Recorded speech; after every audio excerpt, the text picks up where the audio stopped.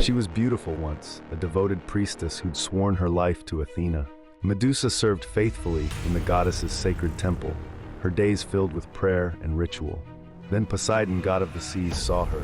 What happened next wasn't love or seduction. It was violence. He assaulted her within those holy walls, desecrating the very sanctuary she'd pledged to protect. In that moment, everything changed for an innocent woman who'd done nothing wrong. You'd think a goddess would defend her priestess. You'd be wrong. Athena's rage wasn't directed at Poseidon, the god who'd violated her temple. Instead, she turned on Medusa. The punishment was brutal and absolute. Athena transformed her devoted priestess into something the world would fear and hate.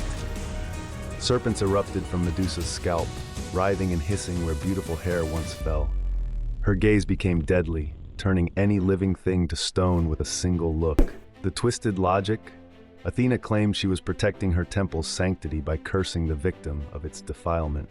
Medusa was exiled to a desolate cave, cut off from all humanity. She couldn't look at another person without killing them.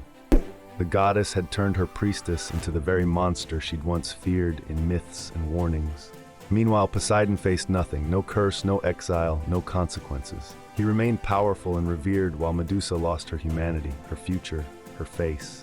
The power dynamics were clear. Gods protect gods, mortals pay the price. Medusa's transformation became an eternal reminder of her supposed shame, a walking monument to victim blaming carved by divine hands.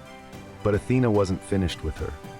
Years later, the goddess orchestrated Medusa's death through a hero named Perseus.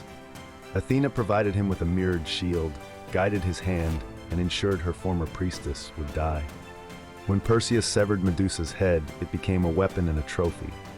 The ultimate betrayal? Athena took that head and mounted it on her aegis, her armor.